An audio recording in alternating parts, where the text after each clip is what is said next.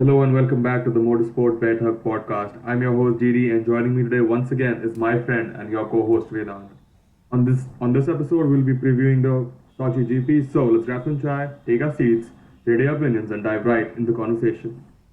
Hello Vedant, and the Sochi GP is upon us quicker than we had anticipated. This past week has flown by at warp speed, and I, I didn't think that I would be hoping for another week between the last race at Monza and the next race in F1. There's so much going on right now, and it's just been a little difficult to keep up. But what about you? How have you been, and what are you expecting out of this GP? Yeah, absolutely. I mean, still in the hype of, the McLaren win.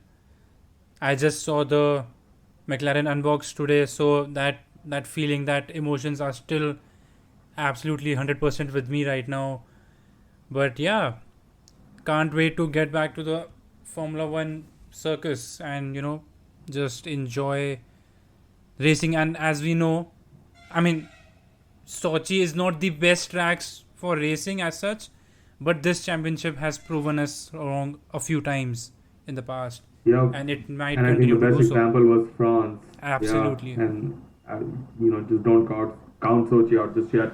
But yeah, I think some other news that was coming out of the McLaren team was the fact that Netflix were with McLaren at Monza, and now everybody's expecting a, an insane episode from Drive to Survive by Netflix at the beginning of next season, basically.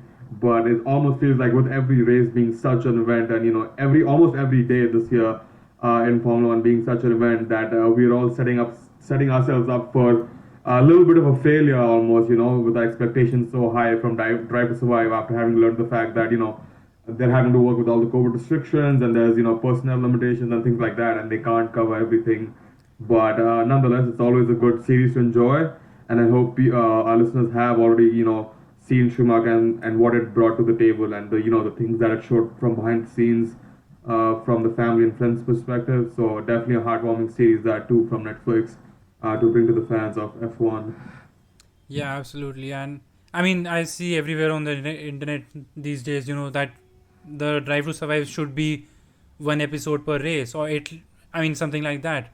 But then again, as I said at the beginning of the season when we reviewed the entire series, the Drive to Survive is not for us as a season review, right? It's for the general public. And as you said, we are definitely gearing for a massive disappointment in March. So yeah, looking forward and to that it. and that's not the disappointment is not from the fact that that Netflix and DTS won't do a good job. The team making that series, they'll do an immense I mean, job. yeah, It's just that absolutely. our expectations are so much higher that just I think by the sheer quantity of content. We'll be a little, we'll be really disappointed because I don't think we'll get more than 10, 12 episodes, regardless of everything that happens this year. Yeah, absolutely. I mean, yeah, preparing for Yeah, disappointment as but but anyway, enough waffling. Max Verstappen, obviously, as we know, will have that three-place grid penalty from the race last weekend. But again, still no news from the Red Bull camp about Max Verstappen's engine penalty, whether or not he will be taking that fourth engine this weekend. So we need to look out for that. And then another thing that we missed out on last week because we were so caught up with the Red Bull Mercedes Championship was the fact that with the Daniels rise in McLaren, if he's able to turn things around finally for the rest of the season, that might mark the end of Ferrari's contention for P3 because we know on any given day the McLaren is definitely faster. It's just because Ferrari have had both drivers in the points compared to just Lando Norris for yeah. McLaren in the points at every race. Ferrari have been able to contend for that P3 place in the Constructors' Championship. But I think if Daniel steps up like that every race weekend, the sheer pace difference between the McLaren and the Ferrari uh, will be crystal clear at every race weekend. Yeah, absolutely. And I mean, see, the second half of the season, Daniel Ricciardo has started to shown what he is made of and why McLaren signed him. So, I mean, if this form continues and if McLaren run away with P3, I won't be surprised, and I can confidently say that. Yeah, and Charles Leclerc also alluded to the same fact that how Daniel Ricciardo's return to form could mean, the end of the P3 battle for Ferrari, and that's not good news. Since Ricciardo did win the Monza GP and Zach Brown did promise him a drive Yeah. in his childhood racing hero Dale Earnhardt's car after winning. He's won the bet. So hopefully we'll see some footage of Daniel Ricciardo Yeah. living his childhood dream. I think Zach Brown did tweet with his car, with the car being worked on, and he tagged Daniel that, okay, hey Daniel, just warming it up for you, and something like that. So yeah, it would be pretty great to see Daniel Ricciardo drive a NASCAR from what, 1980s, if I'm not wrong. But Yeah, I think so. I haven't, I haven't really been following Yeah. it, but regardless, it'll just be good to see Daniel Ricciardo, see him smiling again, doing what he loves. I think there's also some news regarding Ferrari bringing an engine upgrade in a couple weekends. There hasn't been much heard about that, but it seems they will be gaining 10 horsepower, and that is basically towards, the homologation of the power unit for 2022, working towards that particular Yeah, goal. they said that the engine, the new power unit will come after Monza. So yeah, let's see when does it finally arrive. Yes, and following the news of George Russell signing to Mercedes, Toto Wolff did come out and say that Mercedes will be conditioning and calibrating Russell. Kind of a weird way to put it, honestly. That when he joins next season alongside Lewis Hamilton, I I don't want to discuss what it means, but I think the number one question that has been thrown around is the fact that how do you think the relationship between George Russell and Lewis Hamilton will evolve next year, given that George in his single outing with Mercedes did show immense pace in that car, and I think most people are expecting I wouldn't say most people, but people may expect like a mentor-mentee relationship between the two at the beginning Yeah, of the season, like we expected with Seb and Charles. But we knew like at least how it blew up on track, even if things are good or were good off off track, track, uh, absolutely. regardless. So how do you see that happening? How do you see things panning out with the team and George Russell? If at the beginning of the season or towards the end of the season or whenever regarding like team orders of swapping places and things like that. What do you think is going to happen during the course of the first season? What does your speculation say? Yeah, I mean, see, Total Wolf. The reason Total Wolf said that they'll condition and calibrate George Russell, and whatever he meant was they obviously don't want another 2016 happening with Lewis Hamilton and Nico Rosberg, right? But obviously the situation right now is pretty different. George is a young driver stepping into a big team for the first time, and as you said, ideally it's a mentor mentee relationship, and that's how most of us previewed it before it actually happened. But I asked this to you when the announcement was made, and I asked this to you once again, and I mean, I'll keep asking this myself till we are 4 or 5 races into the season. If George Russell is ahead in the championship, will Lewis Hamilton back off? And I don't think he will, and I don't think George Russell will back off because it's Lewis Hamilton, and I think that might create some problems in the team, and yeah, it Well, won't that be is also it won't be peachy as everyone's expected it to be. absolutely. I don't think either, and I think we learned that lesson with Seb Vettel and Charles Leclerc. Both of them are lovable figures. Both of them are really nice people. But when they did butt heads on track, it did not end well for Yeah. either of them at multiple occasions. So I won't be surprised, if what you're saying happens. And I think I said that before in a previous podcast. I'm pretty sure that if it comes down to team orders, and if Lewis Hamilton is ahead, they might ask George Russell to hold position. But the same might not be true if Lewis Hamilton is behind and needs to overtake George Russell or something like that. Yeah. But obviously, we'll see what happens. From what it seems, the way Toto Wolff put it, obviously it seems like George Russell, even though even with Valtteri, they've been saying both our drivers are equal, but we all know what happens on track during the races. So we might Absolutely. see a hint of that, but they might, it might be a lot more subtle or hidden during the first few races, especially if George struggles a little bit or needs some time to get up to speed, which is somewhat unlikely even with the new cars, because technically both of them will be starting on fresh footing, and there will be no past history with the new regulations. So we'll see what happens. But obviously, news coming out of Aston Martin. Aston Martin will be keeping Lance Stroll and Sebastian Vettel. Obviously, there was some rumors a couple of weeks ago as to why Seb hadn't signed his contract extension. There were rumors that Seb might be looking to leave, but Otmar Snavza obviously, rubbished those rumors, and now we have confirmation that he'll be staying with Aston Martin.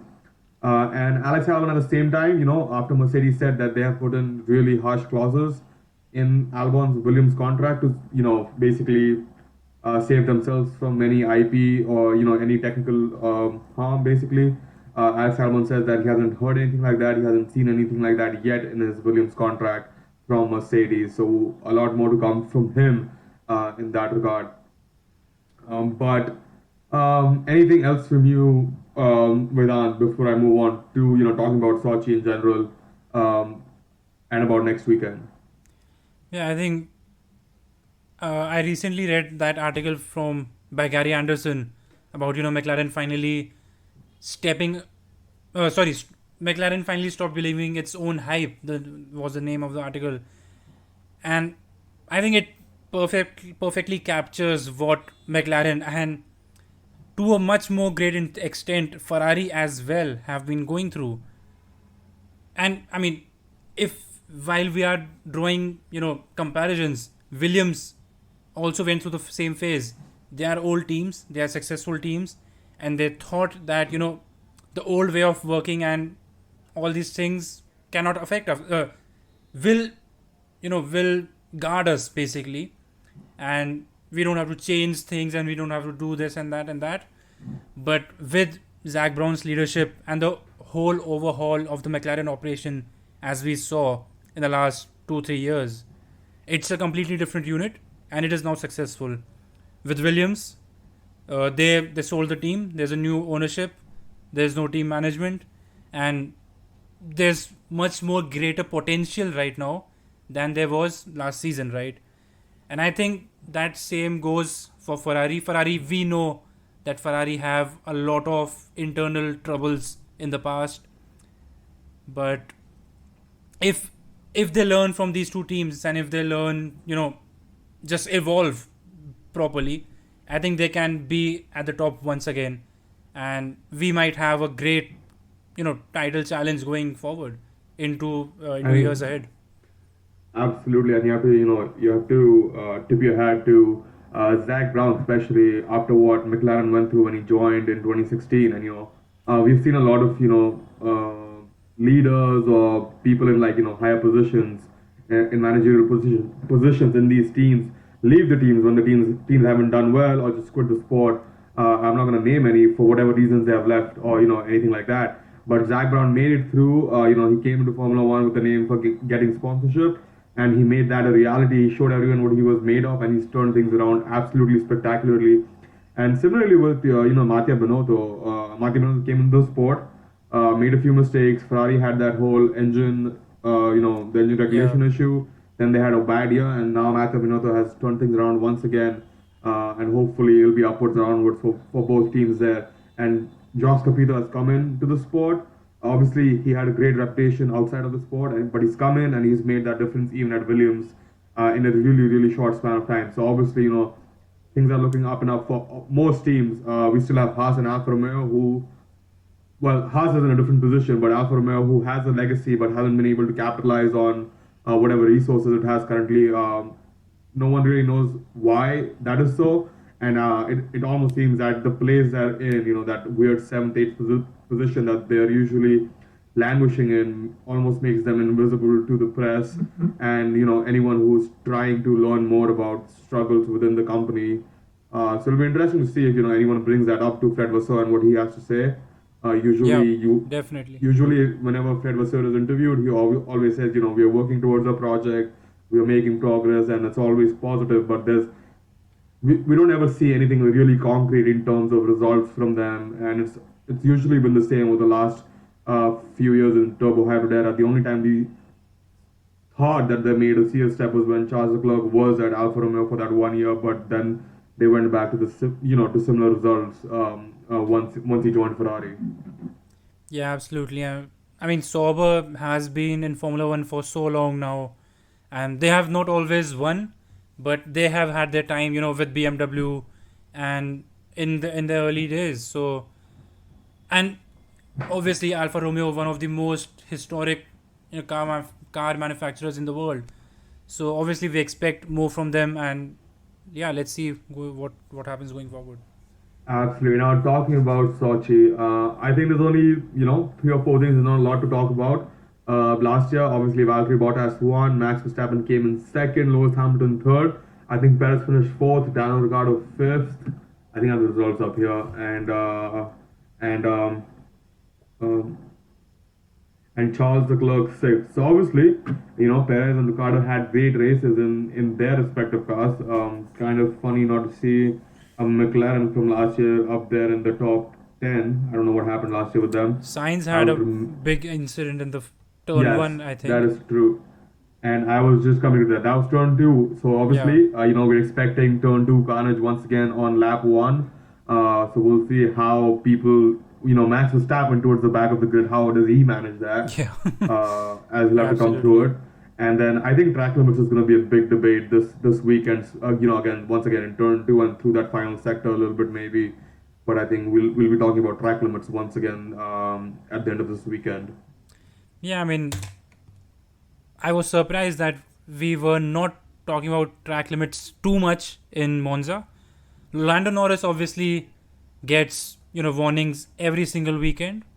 He gets 3 warnings in the race every single weekend, and then he stays in within the white lines. But yeah, we didn't have a lot of complaints at Parabolica, and that was surprising. So yeah, expecting to I think hear. Lando did a really cheeky restart. I think at Monza where he went wide in the parabolica to gain more speed through the straight in order to overtake. I think Charles Leclerc or whoever was in front of him. Really, I don't remember exactly, but it was a cheeky move regardless.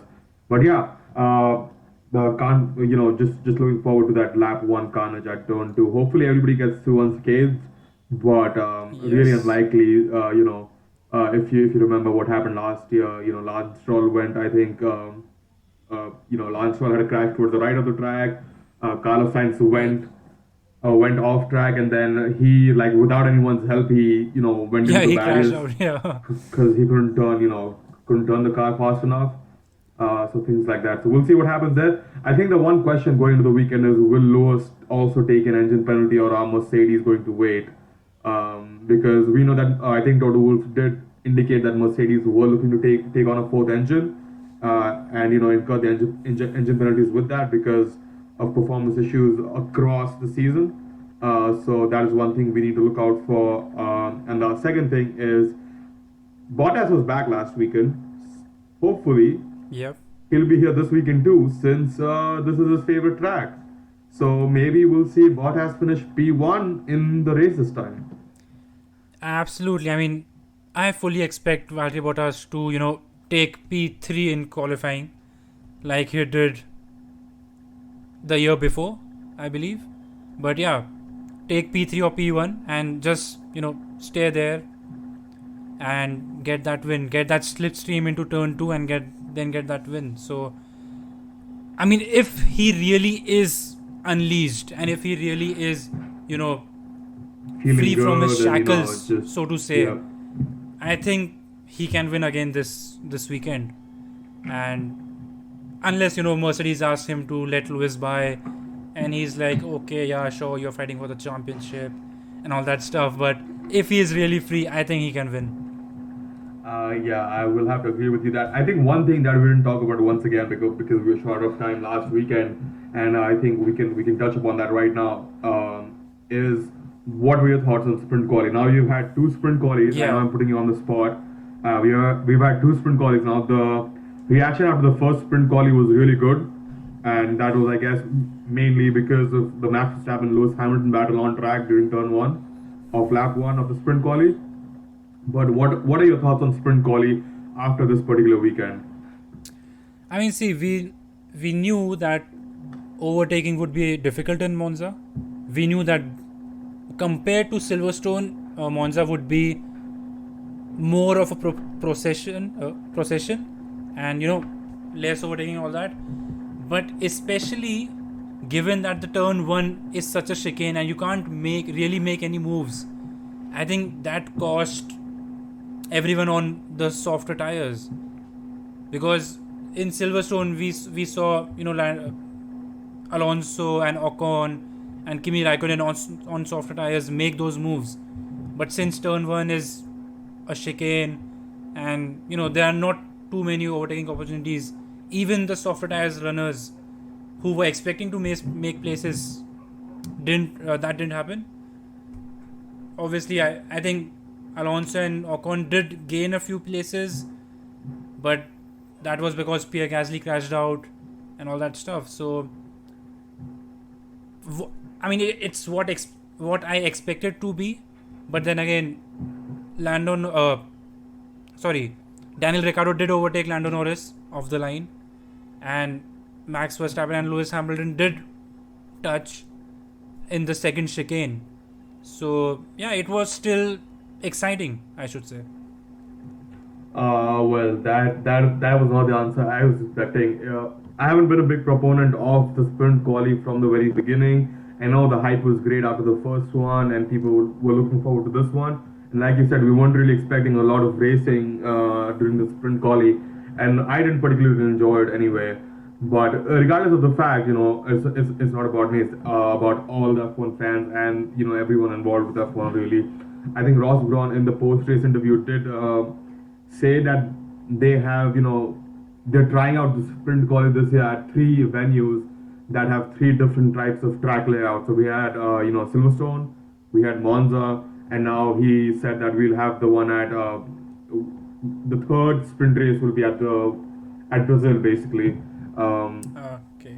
so although we haven't Yeah. heard like official confirmation from F1, he did say that during his interview, but he also said that, don't quote me on this, but I think he also said that they were expecting much more racing this weekend during the sprint quali, and they were surprised that Monza did not create that. I might be wrong about it, but regardless.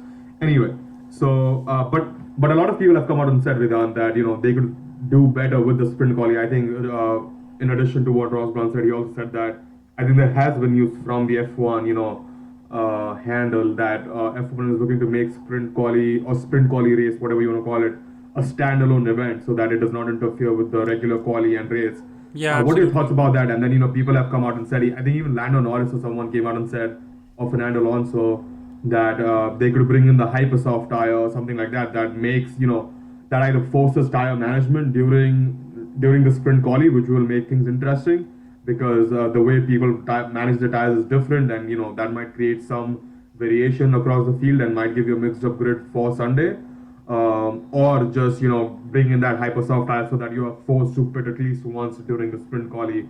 What are your thoughts on that, and what do you have any ideas like how we could make sprint quali better? Move around the schedule a little bit. What are your thoughts? Well, firstly, I mean, don't get me wrong. I enjoyed this weekend's race, this weekend's sprint, quite a bit. But I'm not for it, as I've said earlier as well. But I think, as Ross Brown said, we could make it a one of standalone event and not interfere with the weekend. I don't think that makes any sense. It's just a sprint race, and we'll see the same people win. And since it does not interfere with the Grand Prix, the Grand Prix still the same people will win. I mean, Pierre Gasly crashed out in the sprint this weekend, which meant his Grand Prix was compromised. So the and we have seen Sergio Perez in Silverstone. He spun out in sprint and his Grand Prix was compromised. So that is the thing they were trying to create. And if they take it away completely, if they make it a standalone event, it doesn't make any sense. It just gives you 3 extra points as such. But yeah, I mean, we have to do something else if Formula One wants this, extra gimmick or extra event at a weekend. We obviously need something else. I mean, obviously, it's more than just giving the fans, more racing. So there's a huge financial aspect to it. I think a broadcasting company put out some, figures of how many people tuned in to watch the sprint quali, the qualifying on Friday, and I think there was a there was a four-time increase, I think, on people for the number of people who tuned in on a Friday to watch the quality session, and then there were just as many people. I think there was like a 16% increase in the number of people who tuned in to watch the sprint quali on Saturday, and then just as many people watching the race on Sunday. So obviously, the numbers were bigger. There was more, income for F1. They have a new sponsor in Crypto.com, I think that is, Yeah. for the sprint quali. So there's obviously a huge financial aspect to it. But like you said, making it a one-off event might not be the best idea. However, making it a one-off event might just accomplish both goals of giving, the purest Formula One fan what he wants on a Saturday and Sunday, and maybe moving the sprint quali on a Friday so that you still get all eyes on TV, and still having everything go your way basically for the most parts. Yeah, that is interesting, and I mean that obviously covers all bases. But then again, I think if they want, that Friday audience, having sprint quali at select venues is again not the best way. I think they can, if I mean basically if what Formula One needs is a Grand Prix, right, on Sunday. Before that, whatever you do is not that important. I mean, qualifying is important, but whatever you do and whenever you do is not that important. So I think, qualifying on Friday, a sprint race or one stop race or whatever small race, reverse grid race or whatever on a Saturday, and a Grand Prix on Sunday. And yeah, that's basically it. But yeah, we need something else basically. Yeah, obviously there's a larger conversation here because we have to also talk about take into consideration the various aspects and how the teams are managing things and how it affects the larger picture. But obviously that's not for this podcast. That requires a lot more thought and a lot more planning before we come and record ourselves talking about this thing. So I'm going to cut this conversation short right here for this weekend, but we'll talk more about it after the third sprint quali in Brazil. We're going to wait for that and then come out with our final verdicts about that. But Vedant, that was great having you back here, and having this conversation with you once again. Can't wait for Sochi next week. Any closing thoughts from you? Yeah, no, nothing as such. I mean, I think I saw a report today from racefans.net or someone like that said Formula One is planning for 23 races next season with more triple headers, and I think the duration of the season is reduced by a few weeks. And I mean, I don't understand that, because increasing the races and reducing the duration, increasing the triple headers, it's hard on everybody. It's hard on the drivers, the teams especially, and their families and everyone else. So, but of course it generates money and it gives the fans what they want as such. So yeah, I'm still confused as to why they would do that, because it seems there is no limit, right? 3 years ago we were with 18 races, 4 years ago we were with 18 races, and now we are 23, and I won't be surprised if we have 25 races in 2025. So I think that's something we should. It's interesting that we are trying to reduce costs but go racing more often, and while doing exactly. that, and at the same time we're trying to maintain, the essence of Formula One basically, and that is by not making common parts and things like that, and having open development and whatnot. Exactly, and I mean, there's a much larger conversation around it, because employment laws and everything as such, and the cost cap Formula One is now under. That means that the team is going to more races and working more away from office, and some laws might state that you can't get that much money because you're not in office and everything like that. And the cost cap means that even though there are more races, the salaried employees won't get as much money and whatever that might be. But Yeah, I mean, and I think I speak for everyone, most of the fans at least, that that is not the the direction Formula One should take. Be it for the families, be it for the drivers, be it for the environment. Yeah, obviously there's a lot to consider here, and it's really hard to understand what Formula One is thinking, what Limited Media is trying to achieve with this particular model, why they're pushing so hard. But obviously there must be reasons, fair or not, whether we like them or not, there must be Yeah. something that is going into that decision making, and it is only someone like Chase Carey or someone who can tell us about it. So hopefully, we'll hear from them at the end of the season when we finally start talking about next season and 23 races and whatnot, and why the calendar is the way it is, and why the changes are being made the way they are. So hopefully, we'll have some answers soon. But in the meantime, let's just enjoy the racing. Let's just enjoy this season that we have at our hands, and let's make the most of it. Thank you, Vedant, for joining me once again, and we'll catch you all next week after the Saudi GP.